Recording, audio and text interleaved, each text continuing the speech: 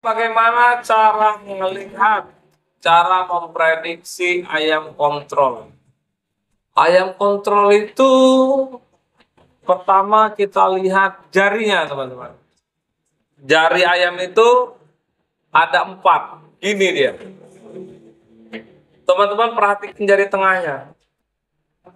Kalau ayam jari tengahnya ini nekuk seperti ini, tapi nggak terlalu nekuk, tapi dia bengkok seperti ini, itu pasti teknik. Teknik. Tapi kalau ayamnya itu lurus, jari tengahnya itu lurus, nekuk, ujungnya itu nekuk seperti ini, itu ayam kontrol dari jarinya. Oke. Udah itu dari berdirinya, ayam berdirinya tegak, itu ayam kontrol, kalau nggak ayam teknik. Udah itu cari lehernya. Lehernya tidak terlalu panjang, tidak terlalu pendek. Kalau ayam panjang pasti teknik. Tapi kalau dia sedang-sedang, bentuknya seperti ini, itu ayam kontrol. Udah itu patoknya itu tidak lurus seperti ini, agak bengkok seperti ini. Itu ayam kontrol. Jadi ciri-ciri fisik ayam kontrol seperti ini, mudah. Tapi nggak semuanya benar, teman-teman ya. Kadang poster badannya ini ayam kontrol, rupanya ayam teknik. Poster badannya itu ayam antilop, rupanya ayam teknik. Jadi kadang nggak semuanya itu sesuai dengan kenyataan. Jadi posternya ayam kontrol, rupanya ayam hit and run, lari balik pukul. Seperti itu.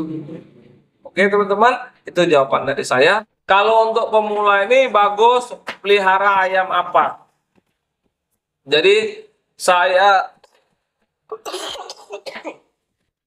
sarankan kalau untuk pemula ini pelihara ayam itu ayam yang beli yang 2 bulan 3 bulan aja teman-teman.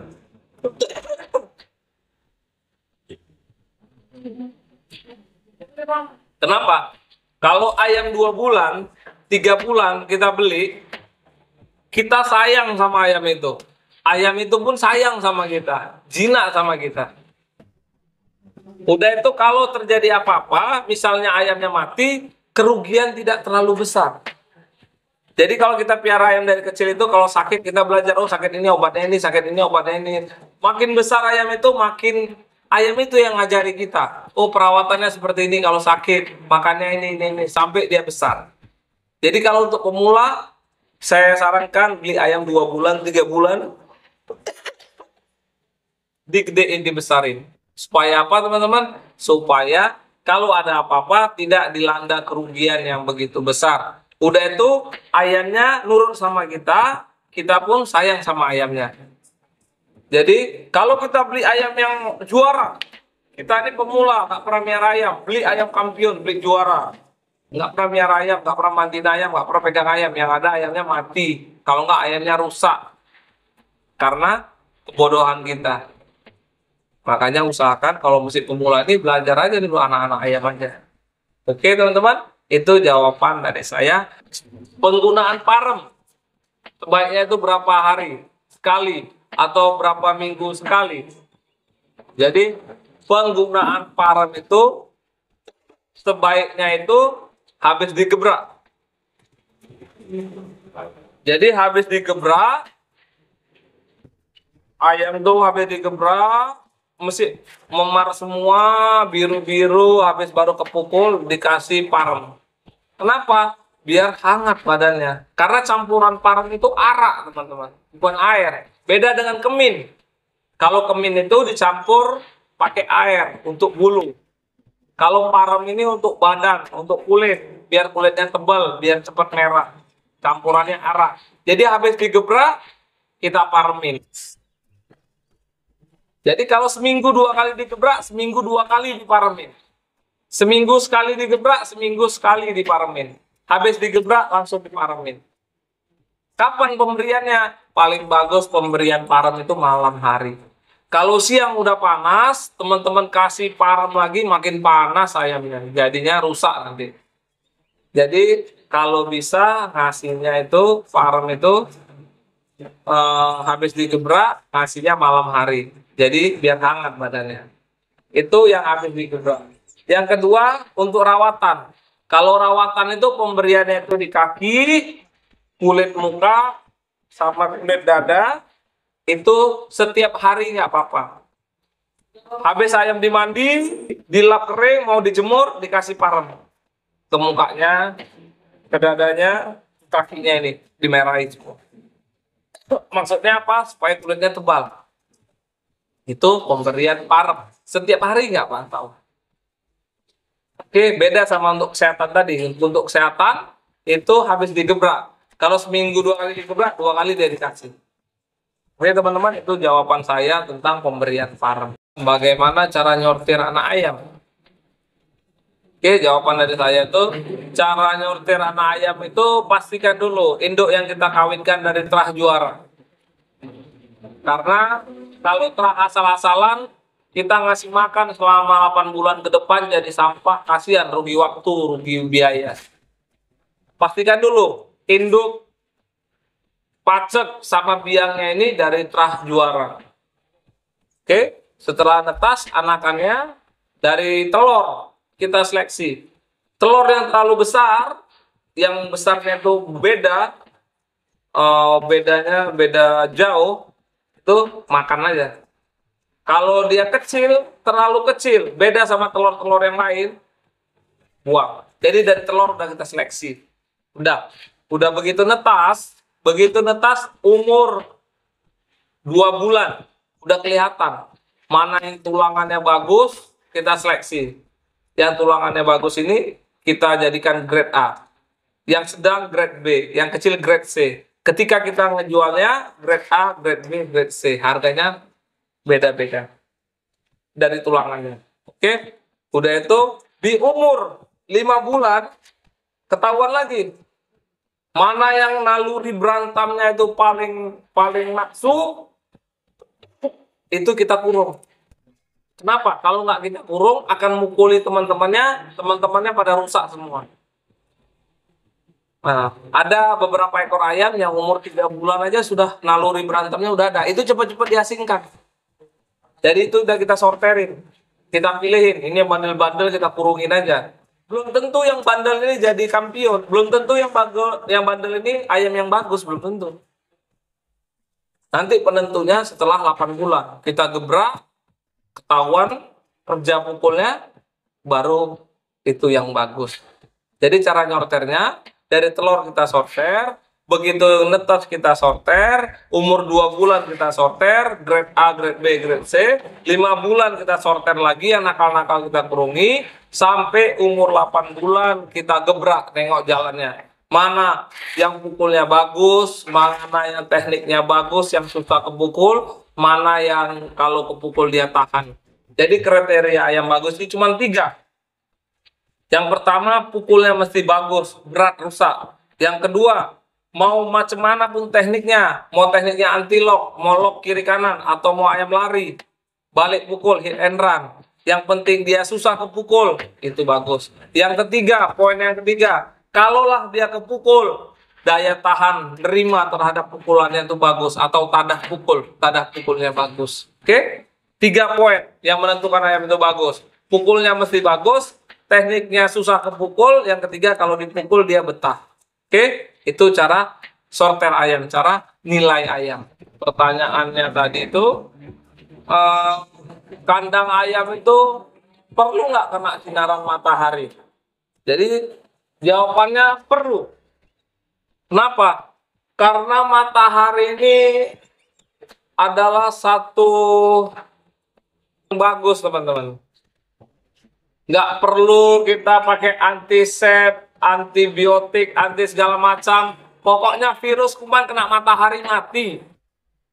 Makanya kandang kita itu harus kena matahari. Minimal matahari pagi atau matahari sore. Karena satu barang yang mematikan kuman gratis dari Allah, dari Tuhan kita, ya kan. Pokoknya kalau kandang yang terkena sinaran matahari pasti nggak akan bau, walaupun bau nggak akan menyengat. Oke teman-teman, udah itu bakteri virus akan mati. Makanya usahakan teman-teman bikin kandang itu, tengok matahari terbitnya dari mana. Usahakan kandang kita kena masuk ketika matahari terbit atau minimal matahari sore masuk ke kandang kita. Udah itu umbaran. Umbaran juga penting juga. Karena setiap ayam itu nangkring, dia buang air. Kalau itu dibiarkan, nggak kena matahari atau nggak dibersihkan, akan menyebabkan berkumpulnya virus, kuman, dan bakteri. Jadi kandang itu lebih steril, lebih bersih. Udah itu kena sinar matahari, lebih safety lagi. Maka usahakan sebelum bangun kandang, tengok dulu arah mataharinya. Oke teman-teman, itu jawaban dari saya. Tanyaannya bagaimana cara menyembuhkan ayam yang ngorok? Pertanyaannya kurang tepat teman-teman. Maksudnya kurang apa ya? Kurang pas. Karena kita nggak tahu penyebab ngoroknya apa. Misalnya dia flu kah, goham kah. Jadi dikasih tahu penyebab ngoroknya itu apa. Jadi kita tahu cara ngobatinya. Misalnya ada orang ngomong sama dokter, dokter perut saya sakit. Pasti kan dokter tanya, masalahnya apa? Jadi obatnya itu nggak salah teman-teman. Dikasih obat sakit mah sama dokter, rupanya dia sakit perut karena kelaparan. Padahal dikasih roti apa dikasih nasi udah nggak sakit lagi perutnya. Seperti itu. Jadi penyebab ayam ngoroknya apa? Kalau dia goham, teman-teman makanin amoxicillin 1, lubang sotonya dikeluarin, dibersihin gohamnya pakai cotton bud. Habis itu diminumin larutan. Habis diminumin larutan, baru dibuka tepung tetraklor 3, ditaruh di kertas, dituangkan ke tenggorokannya. Setelah ditaburi tepung tetraklor, jangan dikasih minum selama 1 jam. Oke, itu ngoroknya yang disebabkan goham. Kalau ngorok yang disebabkan flu atau snot, suntik di konsep 1 mili, 1,5 mili atau 2 mili, tergantung ayamnya besar atau kecil. Udah itu dimakanin tetraklor 3 sama amoxicillin 1. Biasanya paling lama 3 hari udah sembuh. Tapi kalau penyebab sakit ngoroknya itu ND, ngorok, kepalanya hitam, biru, sampai dia bersih gitu, sampai mukanya membiru.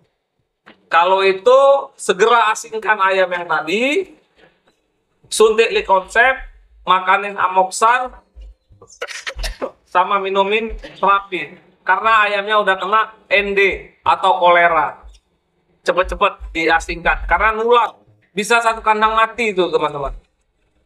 Oke, itu obat-obatnya yang penyebab ngorok tadi. Bang Antoni, saingon itu kalau dikawinkan sama bangkok bagus nggak? Saingon sama bangkok sama-sama satu jenis ayam. Kita nggak tahu terahnya, terah juara apa enggak. Jadi kalau teman-teman mau ngawinin ayam, terahnya yang nomor 1. Karena kalau ngawinkan ayam hari ini, kita tahu hasilnya 8 bulan kemudian. 8 bulan ke depan baru tahu anakannya kita gebrak, jadinya sampah apa jadi bagus. Jadi jangan main-main, itu fatal itu. Jadi berulang-ulang saya ngomong, kalau anjing kita kawinkan sama anjing, anaknya anjing. Tapi kalau harimau kita kawin sama harimau, anaknya harimau. Makanya yang mau teman-teman kawinkan ini usahakan harimau bangkok sama harimau Saigon. Jadi Saigon sama bangkok sama-sama harimau, biar anaknya harimau. Karena ngasih makan induknya, ngasih makan anaknya selama 8 bulan, dipiara sampai 8 bulan jadinya sampah. Kan kasihan teman-teman, rugi waktu, rugi uang, rugi segala macam. Tapi kalau sama-sama harimau, baru kita lanjut pembahasan ini. Saigon dengan bangkok bagus nggak kalau disilakan? Bangkok itu ayamnya teknik pukulnya rada telak, tada pukulnya nggak bagus. Saigon itu ayamnya ayam bodoh-bodoh, nunggu-nunggu. Pukulannya bagus, tada pukulnya bagus, tapi pauk setengah mati, dongo aja gini. Jadi kalau Saigon dengan bangkok dikawinkan, pemikiran kita, tujuan kita mungkin maksud biar anakannya dapat tulang Saigon. Jadi daya tahan terhadap pukulannya bagus. Udah itu pukulannya seperti Saigon. Pukulannya berat, rusak. Tapi tekniknya udah seperti Bangkok. Saya rasa bagus teman-teman hasilnya. Tapi buat apa? Kalau saya jadi teman yang nanya ini, buat apa kita silangkan Saigon dengan Bangkok? Beli aja ayam silangan. Koingon kah, pamangon kah, koitratngon kah, itu udah ngon semua. Itu udah jelas. Jadi nggak perlu nunggu 8 bulan lagi teman-teman. Rugi biaya, rugi waktu. Beli aja yang pamangon atau koitratngon atau mangon. Jadi udah jadi ayam yang kita mau. Beli di kandang yang besar, yang udah jelas terahnya terah harimau. Bukan terahnya anjing. Oke teman-teman, biar nggak rugi waktu. Oke, itu jawaban dari saya. Kita lanjut ke pertanyaan teman kita. Pak Antoni, gimana cara buat badan ayam itu nggak keras? Mungkin bantet. Ya kan, pertanyaannya mungkin tuh bantet. Ayam tuh kalau keras badannya bantet. Jadi, supaya nggak bantet, mudah aja teman-teman. Yang pertama disuruh kipu. Kipu tuh ngorek-ngorek. Kalau bisa yang dikoreknya itu jangan tanah atau pasir. Lebih bagus disediain ember gede, tong gede.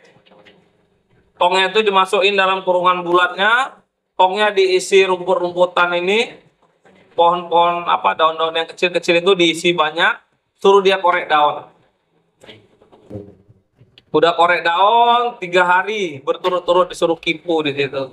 Biasanya udah kendor. Tapi kalau susah nyari daunnya, cari aja tanah atau pasir, suruh dia kipu di situ. Selama 3 hari. Habis mandi, jemur, suruh kipu. Kalau masih keras juga, belum hilang juga bantatnya, cari betina dijongkokkan, suruh dia kawin 1 kali. Biasanya gitu dikawinin udah nggak, dikawin dengan betina udah nggak bantat lagi bantatnya. Oke, yang pertama kipu pakai rumput-rumputan, itu yang paling bagus. Kalau nggak bisa juga kipu pakai pasir atau tanah, dia suruh korek-korek. Kipu itu, kipu tanah atau kipu pasir. Yang ketiga, suruh kawin. Makanya teman-teman kalau ngerawat ayam tuh full umbaran. Biasa kalau full umbaran itu nggak bantet dia. Yang penyebab bantet itu mandi terlalu pagi, penjemurannya nggak matang. Udah itu disongkok mati, nggak dikasih kandang umbar, itu penyebab bantet. Makanya kalau bisa jangan dikurung mati, sediain umbaran. Udah itu jangan direnang pun itu mau bantet juga itu, mau kaku dia. Oke teman-teman, itu jawaban dari saya. Kita lanjut ke pertanyaan dari teman kita. Kalau ayam pukul itu jalurnya panjang, dipotong apa dibiarin? Teman-teman, kalau ayam pukul itu nggak ada jalurnya. Kalau ayam jalu itu baru ada jalurnya. Mungkin maksud pertanyaannya ini, Kuanton, saya punya ayam jalu, cuman mau jadi buat ayam pukul. Mungkin seperti itu pertanyaannya kan? Menurut inilah pemikiran saya. Karena yang namanya ayam pukul nggak ada jalurnya. Kalau ada jalurnya jalur renteng, pendek-pendek gitu. Nggak bisa jalur panjang. Jadi saya nangkap pertanyaannya itu ayamnya ayam jalu, mau ayam pukul. Jadi kalau menurut saya lebih bagus nggak usah dipotong jalurnya. Kita lihat game di Thailand. Di Thailand itu gamenya rata-rata pukul semua. Kalau di Tetai itu di Big Stadium itu pukul semua, kecuali kita ke arah selatan. Kalau selatan dipasangin besi, dipasangin pisau, dipasangin kawat. Kalau di selatan. Tapi kalau kita ke atas, ke Bangkok kah, ke Chiang Mai kah, itu rata-rata dipukul. Jadi walaupun dia ada jalurnya teman-teman, tetap dibungkus. Dan efek pukulannya itu lebih besar. Jadi mereka tuh makin jalurnya itu makin panjang. Nanti yang panjang ini dipotong separuh, tapi ditajemin. Ditajemin, tetap ditajemin. Jadi ketika dibungkus, tetap kalau kena mata buta, kalau pukul bisa budek. Jadi sama teman-teman. Jadi kalau ditanya menurut saya, lebih bagus ayamnya itu nggak usah dipotong jalurnya. Ditajemin malah. Tapi yang ditajemin itu bukan dari pangkalnya. Ini kan misalnya ini jalur. Jangan dari pangkalnya ini ditajemin, tapi ujungnya aja seperti pensil. Seperti pensil, pucuknya aja yang ditajemin. Jadi pangkalnya ini buat mukul nggak patah. Karena pukulnya terlalu besar, kadang dia mukul musuh itu kepukul, jalurnya bisa patah. Gitu. Jadi nggak perlu terlalu panjang. Segini udah cukup. Dipiara aja segini terus. Kalau panjang potong, segini aja. Tapi ditajemin. Jadi begitu di plester, kalau mukul musuh rasa sakitnya. Jadi menurut saya seperti itu. Tapi ada tipsnya teman-teman. Jalu ayam yang mau dibuat pukul itu setiap hari harus dikasih potongan kunyit. Kunyit itu dipotong dikit, digosok ke jalurnya. Supaya apa? Supaya makin kuat, makin tua, makin matang. Seperti itu. Karena kalau nggak tua, nggak matang, nanti pukul patah jalurnya, sayang, jadi pendarahan kita. Kakinya jadi pendarahan, itu bahaya. Oke teman-teman, itu jawaban dari saya. Oke teman-teman, dukung terus channel kita di bahas pertanyaan dari teman kita ini, cara merawat ayam jenis pamangon. Jadi pamangon itu panya itu pakoi, manya itu burma atau pama, ngonnya itu saingon. Jadi pamangon itu ayamnya biasanya ayam ada polanya, udah itu di depannya cepat, tulangannya bagus, tulangan saingon. Jadi tanda pukulnya lebih bagus. Jadi cara ngerawatnya itu tetap kita kombinasi antara ayam pola dan ayam speed, ayam jalan atau dengan ayam speed. Jadi yang pertama tetap cara rawatnya setiap hari harus mandi. Sudah mandi, tetap dijemur. Udah itu full umbaran. Oke, full umbaran. Sore jam 3 jam 4 dilap lagi, dijemur lagi sebentar, baru dimakanin masuk kandang. Itu cara merawatnya.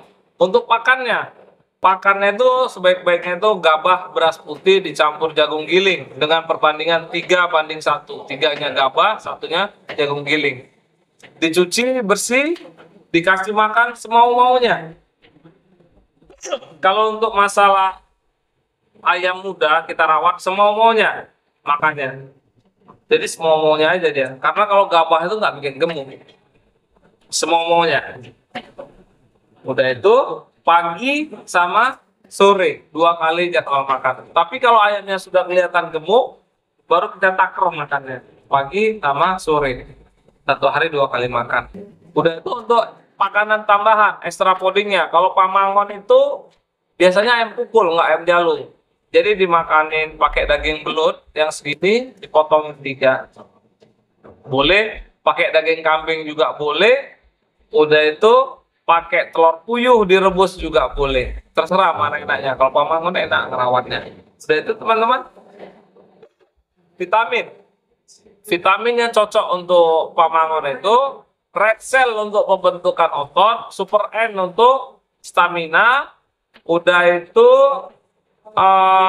K-booster untuk kesehatan. Itu. Dan satu lagi rawat tangan. Pamangon itu malah mau dirawat tangan, nggak usah dilompat lagi. Karena dari habis jemur tadi, dari jam 11 sampai jam 3 sore dia udah full umbaran. Jadi nggak usah dilompat lagi, cukup dirawat tangan. Karena apa? Karena pamangon itu perlu otot. Jadi dirawat tangan supaya ototnya jadi.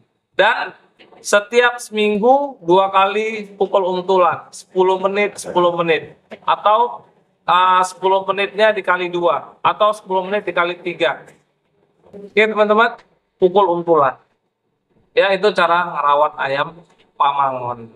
Jadi simple, sederhana, tapi efeknya luar biasa. Oke teman-teman, dukung terus channel kita ini. Kita bahas pertanyaan dari teman kita. Pertanyaannya itu, ekor ayam saya nggak mau numbuh cuma empat helai bulunya. Jadi jawabannya nggak bisa saya jawab karena nggak tahu penyebabnya itu. Dulunya itu ekornya lebet nggak? Karena dicabuti jadi tumbuh 4 atau memang dari kecil jadi dewasa itu memang tumbuhnya banyak. Jadi pertanyaannya kurang detail, kurang lengkap. Misalnya kalau mau nanya, tanya lagi, Ko Anton, dulu ekor ayam saya kan lebat banyak. Setelah mabung saya cabutin, malah sekarang tumbuhnya 4. Nah itu bisa saya jawabnya. Udah itu, Ko Anton, ayam saya ini dari kecil bulu ekornya itu cuma 4 aja, nggak numbuh-numbuh. Nah itu bisa saya jawabnya. Gitu. Jadi kalau memang dia bawaan lahir dari kecil itu memang tumbuhnya 4 ya nggak bisa kita akal-akali lagi, nggak bisa disulam, nggak bisa diapain. Tapi kalau dulu sebelum mabung ekornya banyak, sekarang setelah mabung tumbuhnya cuma 4, yang lain itu masih belum tumbuh, tapi lubang bulu pori-porinya itu masih ada. Itu bisa diinjek B-kompleks setiap minggu, sama dimakanin B-kompleks yang keluaran IP. Beli di apotek. Dia tablet kecil, buatan IP B-kompleks. Makanin aja tiap hari satu. Itu bagus untuk bulu. Udah itu 3 hari sekali atau 2 sekali dikasih minyak ikan. Biasa kalau bulu itu cepat tumbuhnya, kalau udah tumbuh pun bagus. Oke teman-teman, lain kali kalau mau nanya secara detail penyebabnya apa, bawaan lahir atau gimana. Oke teman-teman, itu jawaban dari saya. Udah itu dukung terus channel kita.